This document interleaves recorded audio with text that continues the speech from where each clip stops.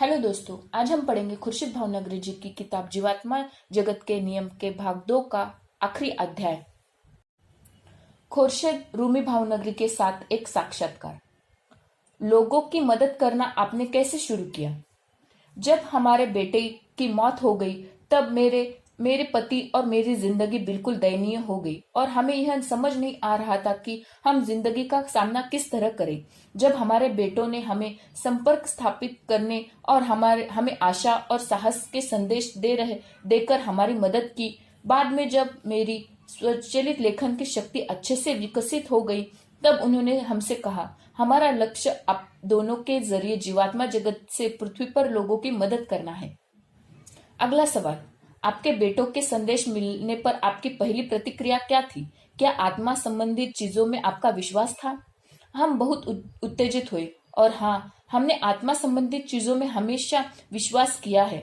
उनकी मृत्यु के पहले विस्पी और मैं मृत्यु के बाद की जिंदगी और पुनर्जन्म के बातें किया करते थे। जब मैं 7 साल की थी तब से मुझे यह विषय के ज्ञान में उत्सुकता थी। मेरे साथ एक वाक्य हुआ था जिसकी याद आज भी मेरे साथ है। रूमी बच्चे और मैं शहर के बाहर कुछ रिश्तेदारों के साथ एक यात्रा पर जा रही थी। मैं हमेशा अपने साथ सफर के दौरान कुछ मिठाई लेकर चला करती थी, लेकिन इस बार मैं भूल गई थी। तो मैंने रूमी को कार रोककर कुछ मिठाइयां लाने को कहा। मैं कार में अकेले बैठकर उनके वापस आने का इंतजार कर रही थी। तभी मैंने एक रोते हुए बैल को देखा। मैंने उसके चेहरे पर आंसू बहते देखा और मैं सोच में पड़ गई कि ऐसा क्यों क्यों हो रहा है। क्या उसे कोई कष्ट है? उस बैल ने मेरी तरफ मुंह घुमाकर अपना जबड़ा मेरी खिड़की के पास रखा जहां मैंने अपना हाथ रखा था। बैल ने मेरे तरफ ऐसे देखा जैसे मुझसे कहने की कोशिश कर रहा हो, आपको पता है कि मैं क्यों रो रहा हूं? मुझे बहुत कष्ट हो रहा है। ठीक उसी समय रूमी बच्चे और मेरे संबंधी वापस आ गए और मुझे बैल के साथ बातें करते देख हैरान रह गए। विस्पी ने हमारे संपर्क के दौरान बताया था कि बुरी आत्मा यदि जल्दी उन्नति चाहती है तो उनका धरती पर पुनर्जन्म बाहर ढोने वाले जानवर के रूप में हो जाता है। मुझे इस घटना से इतना पता लग गया कि भार उठाने वाले जानवर बहुत ज्यादा कष्ट झेलते हैं। हालांकि मैंने यह बहुत बाद में जाकर समझा। अगला सवाल, आपको लड़कों की मौत के 1 महीने बाद कैसा लगा और विस्पी ने आपके दुख और उदासी को कैसे कम किया? आपको यह कैसे विश्वास हुआ कि आप उनसे संपर्क स्थापित कर रहे हैं? हमसे संपर्क के दौरान विस्पी ने वो सारी बातें बताई जो सिर्फ उससे ही पता थी। उन्होंने मुझे कुछ अनजान लोगों के भी नाम दिए और उन्हें मिलकर कुछ संदेश देने को कहा। हमने उन बिल्कुल अनजान लोगों का पता लगाया और उन्हें वो संदेश भी दिए जैसे कि हमें कहा गया था। यह हमारे लिए सबूत था कि उन लोगों का वास्तव में अस्तित्व है और विस्पी के संदेश सही थे। जब हम उदास थे, हमारे बेटे ने चुटकुले सुनाकर हमें उत्साहित किया और किसी तरह जिंदगी को खुशी से जिया जाए इसका रास्ता दिखाया। उन्होंने हमें हंसाया और हमारा मार्गदर्शन किया और बताया कि क्या करना है और कैसे करना है। अगला सवाल, क्या लोगों ने आपसे अक्सर पूछा है कि आप मृतकों को क्यों परेशान करते हैं? हाँ, अक्सर। मैंने भी विस्पी से कई बार पूछा है कि हम उनसे संपर्क स्थापित करके उनकी उन्नति में कोई बाधा तो नहीं डाल रहे हैं और क्या हम उन्हें किसी तरह का कोई नुकसान पहुंचा रहे हैं क्या, या फिर उनकी उन्नति रोक तो नहीं रहे। अगर हम ऐसा कर रहे हैं होते तो भले ही हमें उनसे प्यार हो, लेकिन हम संपर्क स्थापित करना बंद कर देते। विस्पी ने कहा, इसके विपरीत हम सभी कहीं ज्यादा तेजी से उन्नति कर सकते हैं क्योंकि हम संपर्क के दौरान आपका मार्गदर्शन कुछ क्षणों में ही कर सकते हैं। चूंकि हमें आपकी मदद की किसी भी तरह करनी ही है, आप सुनने के लिए कुछ दिन या कुछ महीने तक का समय ले सकते हैं और फिर भी जो सही है वह नहीं कर पाते, लेकिन हमारे 2 तरफा संपर्क से यह बहुत अच्छे से हो सकता है। उनसे हमें यकीन दिलाया कि उनकी उन्नति किसी भी तरह बाधित नहीं होगी। मैंने उस पर विश्वास किया और संपर्क करना जारी रखा। उसने यह भी कहा कि धरती पर जीवात्मा जगत की तुलना में आध्यात्मिक रूप से उन्नति करना कहीं अधिक आसान है और यह शीघ्रता से किया जा सकता है। यह इस पर निर्भर करता है कि हम अपनी जिंदगी किस तरह जीते हैं। अगला सवाल, आपको दूसरों के लिए संदेश लेना कैसा लगता है? क्या यह एक बड़ी जिम्मेदारी नहीं है?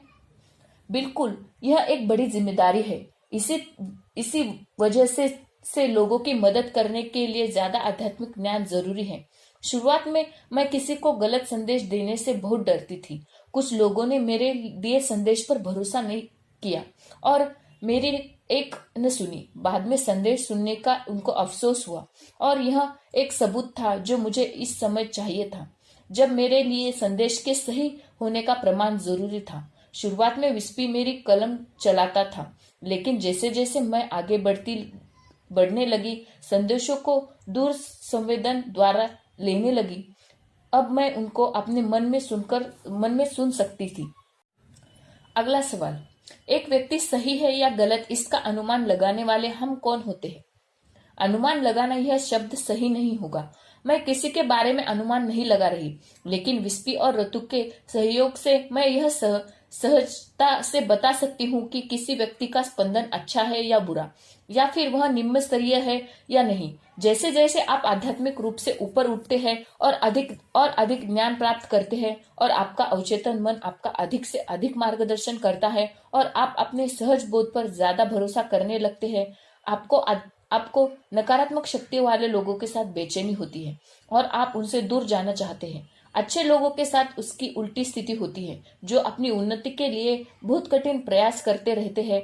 आप सहजता से उनकी तरफ आकर्षित होते हैं। अगला सवाल, क्यों कुछ लोग जीवात्मा जगत में विश्वास करते और सोचते हैं कि जो लोग विश्वास करते हैं वे पागल हैं? बहुत सारे कारण हैं जिनसे लोग को विश्वास नहीं होता कि कुछ लोग उन चीजों से भयभीत होते हैं जिन्हें वे देख या समझ नहीं सकते। कुछ लोगों को जबरन बचपन से ही मन बदल दिया जाता है। कुछ लोग बस यह दर्शाते हैं कि उन्हें ईश्वर के अस्तित्व में विश्वास नहीं है। कुछ लोग इसीलिए भी कतराते हैं क्योंकि उन्हें उनसे डर लगता है कि उनके परिवारजनक और मित्र उन पर हंसेंगे। कुछ लोग इसीलिए नहीं विश्वास करते क्योंकि वे खुद दोषी होते हैं। कुछ के लिए गलत रास्ते पर टिके रहना आसान है क्योंकि वे कमजोर होते हैं।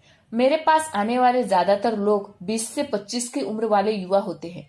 वृद्ध लोग बहुत कम होते हैं। वृद्ध लोग अपनी सोच पर अड़िग रहते हैं और मृत्यु के बाद की जिंदगी को नहीं मानते और आमतौर पर जीवात्मा जगत से डरते हैं। जो लोग दोषी होते हैं वे नहीं आते क्योंकि वे अपनी गलतियों को स्वीकारने से डरते हैं, क्योंकि उन्हें पता होता है कि उन्होंने क्या किया है।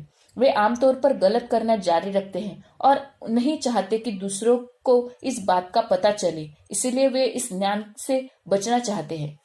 अगला सवाल, विस्पी, ऋतु और पॉप्सी के क्या शौक थे? हमारे परिवार को हमेशा से ही संगीत, ड्राइविंग का शौक रहा है और पुरुषों को खेल में रुचि थी। विस्पी और मुझे पढ़ने में रुचि थी। उसे संगीत से लगाव था, खास तौर पर जिम रिव एवं नेट किंग कोल के संगीत से। विस्पी को कार और पानी के जहाजों के मॉडल बनाना पसंद था और उसने अपने स्पीकर भी बनाए थे। संगीत के कुछ रिकॉर्डिंग जो उसने किए थे वे अनोखे थे और वे उनमें से कुछ मेरे पास अभी तक है। हम सबको जानवरों से बेहद प्यार था, खास तौर पर कुत्तों से, और हमारे पास बहुत सारे कुत्ते थे। अगला सवाल, क्यों ऋतु से ज्यादा विस्पी को सुना जाता है और उनके बारे में ज्यादा बातें होती हैं? हम विस्पी के बारे में ज्यादा सुनते हैं क्योंकि ऋतु से अधिक वही पृथ्वी की आत्माओं को संदेश देकर उनकी मदद करता है। दूसरी तरफ ऋतु का काम प्राय उन आत्माओं का मार्गदर्शन कर मदद करना है जो अभी अभी जीवात्मा जगत में आए हैं। वह पृथ्वी के आत्माओं के साथ संपर्क स्थापित करके विस्पी की मदद भी करता है। अगला सवाल, आपने किसी और के लिए कब पहली बार संपर्क स्थापित किया था? सन 1981 में मैंने अपने कुछ संबंधियों के लिए संपर्क स्थापित किया था। अगला सवाल, मुख्य रूप से किसके लिए लोग आपके पास आते थे? करीब 50% लोग मेरे पास आध्यात्मिक मार्गदर्शन और संदेश द्वारा आश्वस्त होने के लिए आते हैं। बाकी के 50% लोग परिवार की अशांति, माता पिता और बच्चों की गंभीर समस्याओं, शादीशुदा जिंदगी की समस्याएं जैसे जूझने वाले लोग होते हैं। इनमें सबसे बुरी समस्या होती है जब नकारात्मकता को दूसरों पर लादने वाले लोग होते हैं। जीवन के हर क्षेत्र से लोग मार्गदर्शन के लिए मेरे पास आते हैं और मैं इन सबकी मदद करने की कोशिश करती हूँ। अगर वे स्वीकार करने, सीखने और सुधरने के इच्छुक है तो।